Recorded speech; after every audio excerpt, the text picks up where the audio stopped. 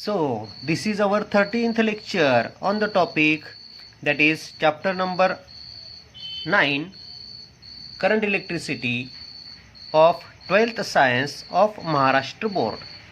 And in today's lecture, we are discussing how to convert galvanometer into voltmeter. ठीक आहे. जसा तो galvanometer into ammeter हा concept महत्त्वाचा होता, त्याच प्रकारे हा कॉन्सेप्ट पण तेवढ्याच महत्त्वाचा आहे. एकतर या कॉन्सेप्टवर क्वेश्चन असतो किंवा ॲमीटरच्या कॉन्सेप्टवर क्वेश्चन असतो नीट आणि JEEमध्ये. हे दोन्ही पॅरलल कॉन्सेप्ट आहेत, दोन्ही महत्त्वाचे कॉन्सेप्ट आहेत. म्हणून व्यवस्थित लक्ष ठेवा आणि मग आपण त्याच्याबद्दल मग नंतर उद्याच्या नेक्स्ट लेक्चरमध्ये आपण त्याचे न्यूमरिकल्स घेऊ. आज आपण फक्त थिअरीचा कॉन्सेप्ट डिस्कस करतो आहे. त्याच्या पहिले आता मी तुमच्यासमोर काही सर्किट ठेवतो आहे. आता मला गॅल्व्हनोमीटरचा वापर करायचा आहे व्होल्टमीटर म्हणून. तर व्होल्टमीटर आपण सर्किटमध्ये कसा जोडतो?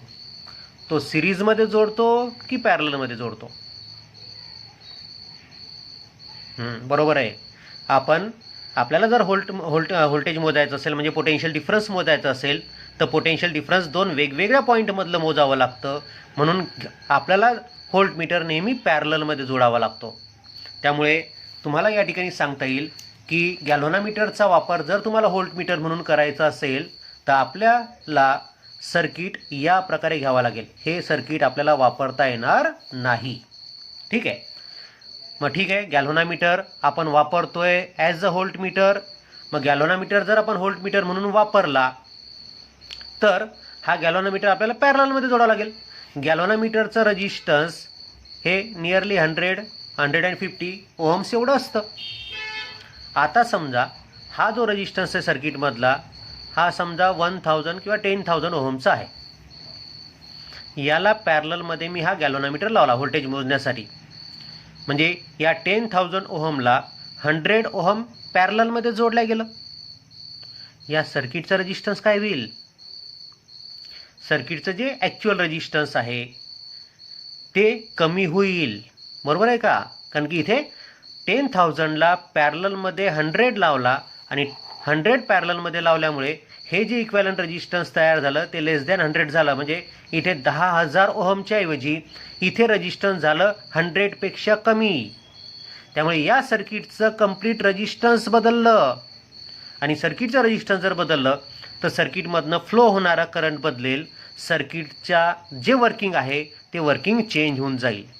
आणि म्हणून मग जर आपण डायरेक्ट गॅल्व्हनोमीटर पॅरललमध्ये लावला तर या पॅरलल कॉम्बिनेशनमुळे सर्किटचं रेजिस्टन्स कमी होऊन जातं आणि सर्किटचं रेजिस्टन्स कमी झाल्यामुळे सर्किटचं वर्किंग बदलतं.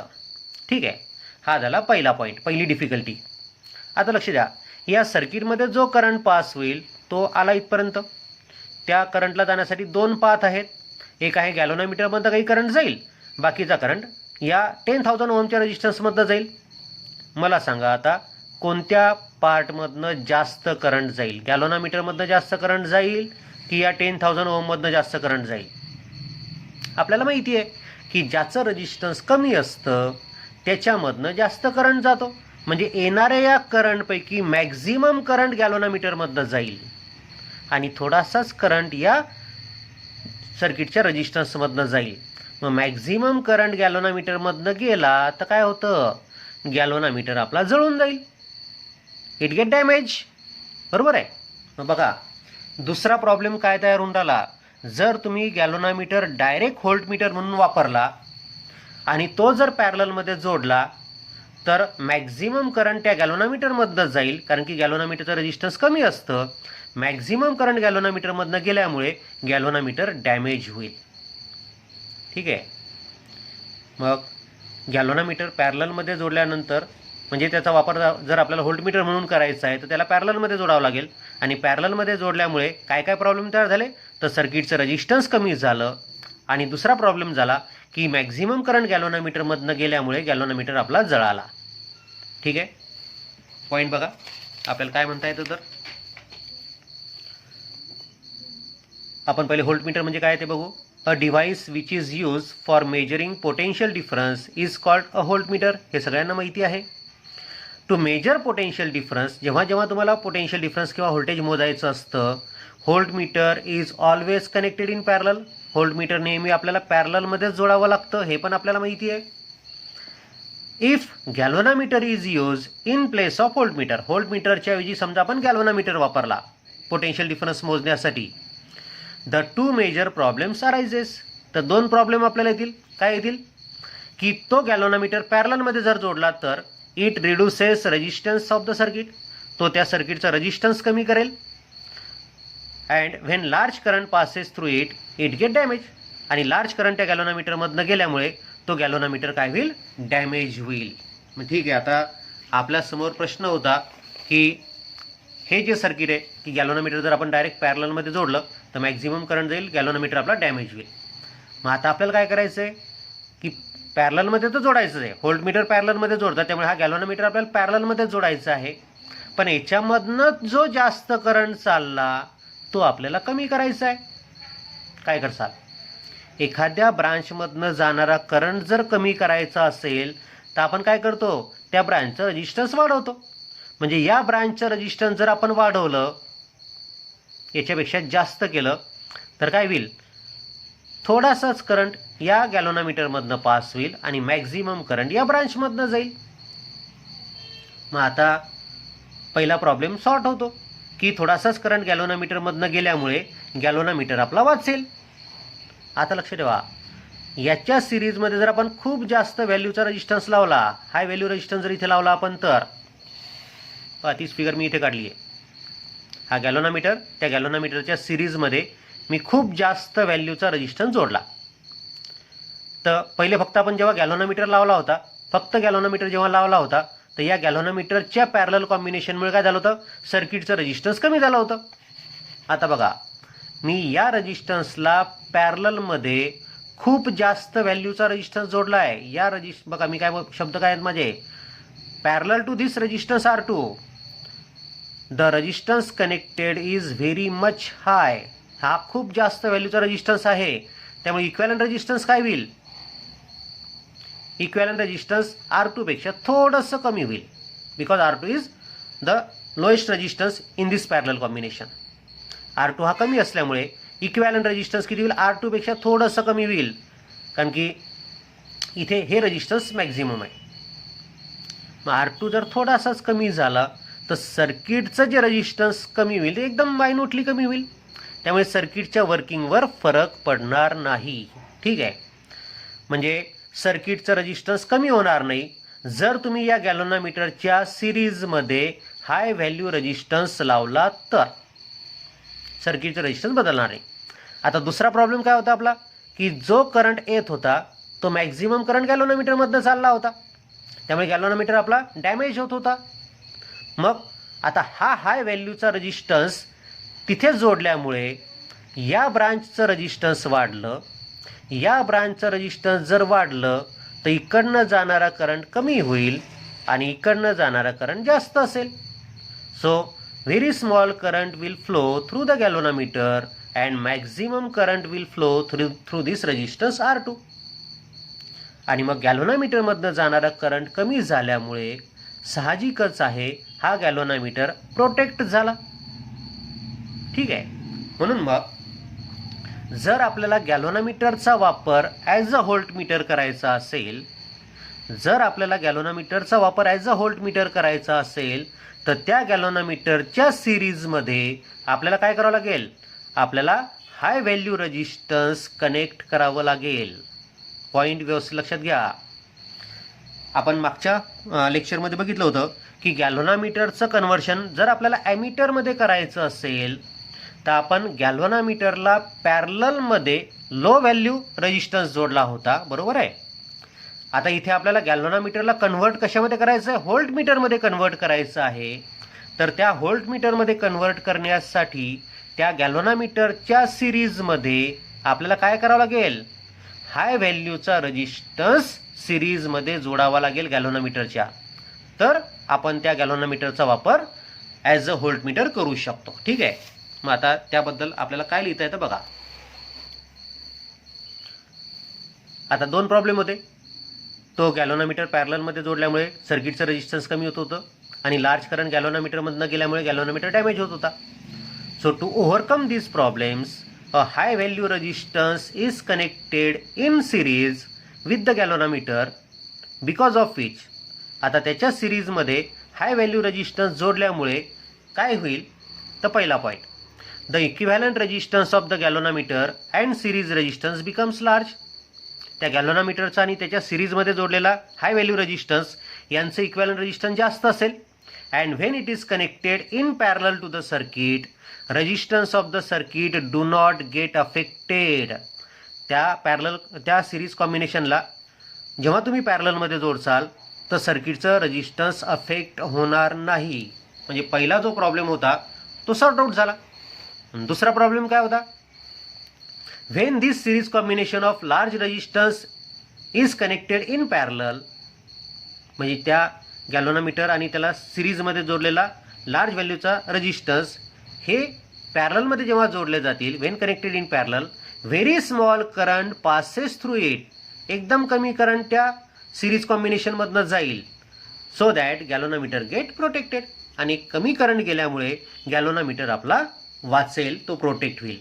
Therefore to convert moving coil galvanometer into a voltmeter, a high value resistance must be connected in series with it.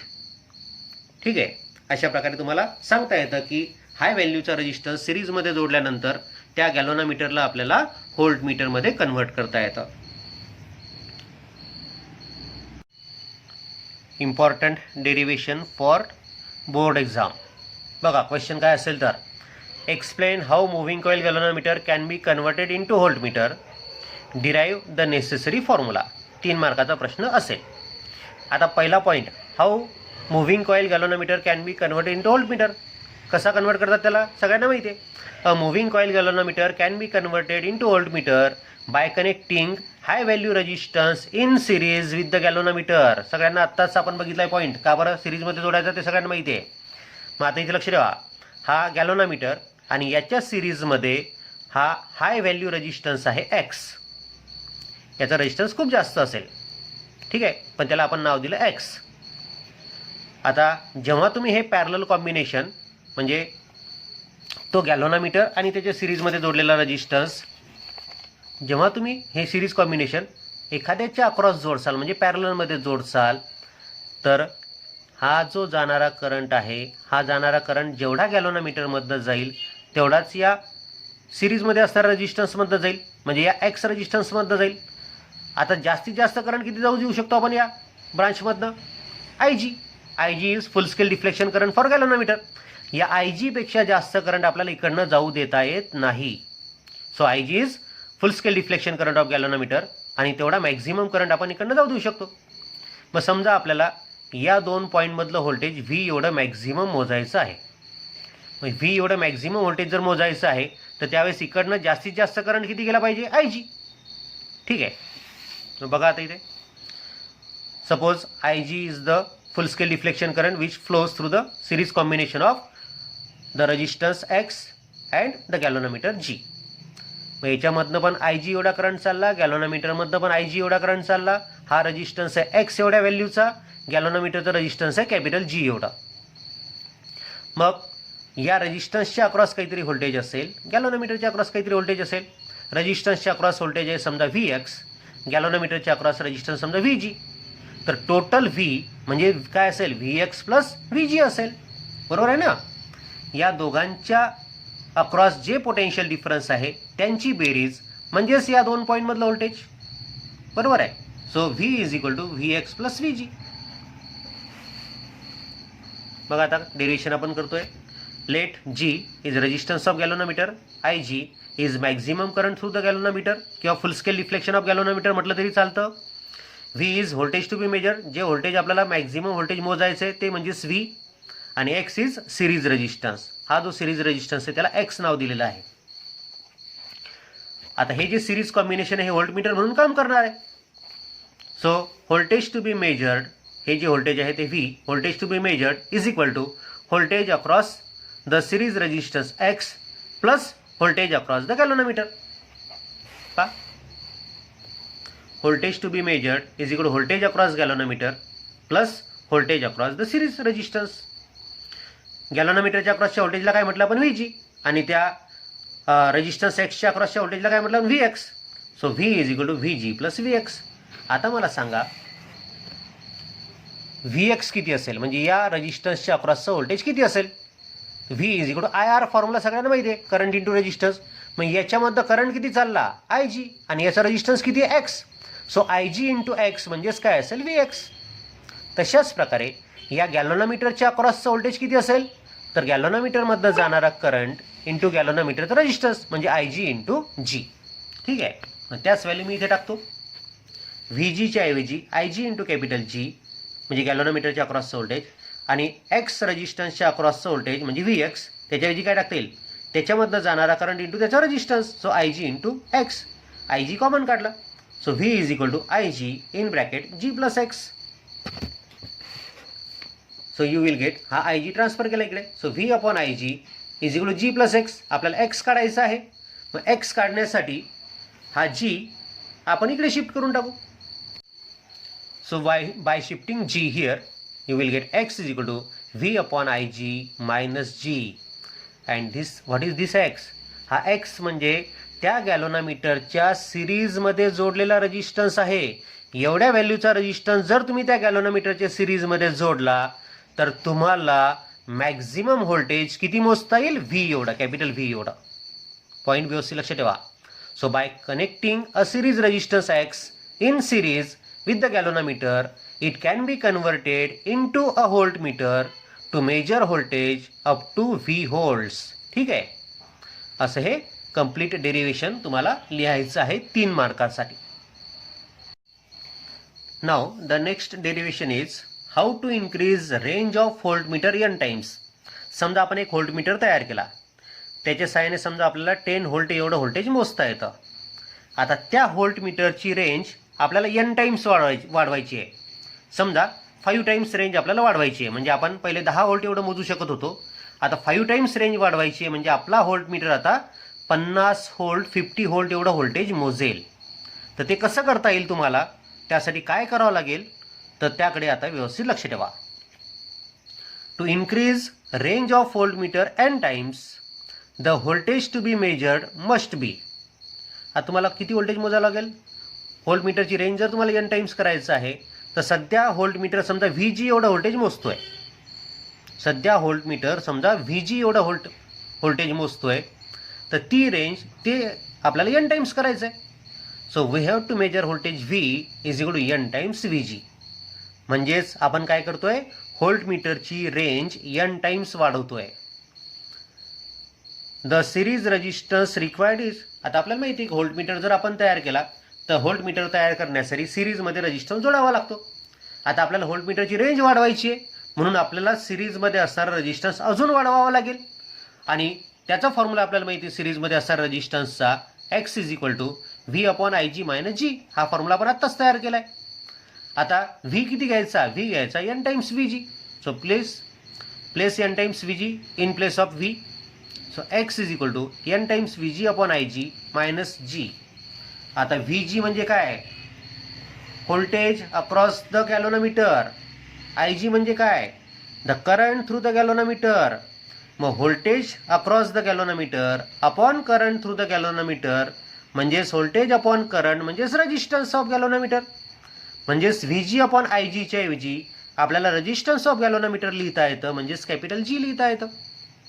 So in place of VG upon IG plus G. So you will get X is equal to n times capital G minus G. G common काढला तर ब्रॅकेटमध्ये n minus 1 राहील. So X is equal to n minus 1 times G. म्हणजे काय झालं, याचा अर्थ काय, हे जे डेरिव्हेशन मिळालं त्याचा अर्थ काय, X म्हणजे सिरीजमध्ये जोडावा लागणारा रेजिस्टन्स, तो किती पाहिजे, तो आपल्याला पाहिजे n-1 times the resistance of galvanometer. एवढा रेजिस्टन्स जर तुम्ही गॅलोनोमीटरच्या सिरीजमध्ये अजून लावला तर त्या ठिकाणी तुमच्या त्या व्होल्टमीटरची रेंज n टाइम्सनी वाढेल. पॉईंट व्यवस्थित लक्षात घ्या.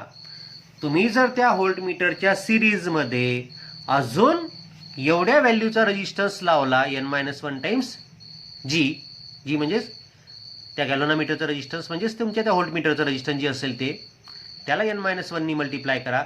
जी काही येईल तेवढ्या व्हॅल्यूचा सिरीज रेजिस्टन्स तिथे तुम्हाला जोडायचा आहे. So bye connecting a series resistance of n-1 times g the range of voltmeter becomes n times. पण आता इथे लक्षात ठेवा हा जी काय आहे, मी जरी गॅल्व्हनोमीटरचं रेजिस्टन्स म्हटलं तरी आपण व्होल्टमीटरची रेंज n टाइम्स वाढवतोय. म्हणजे जी म्हणजे पहिल्या व्होल्टमीटरचं रेजिस्टन्स.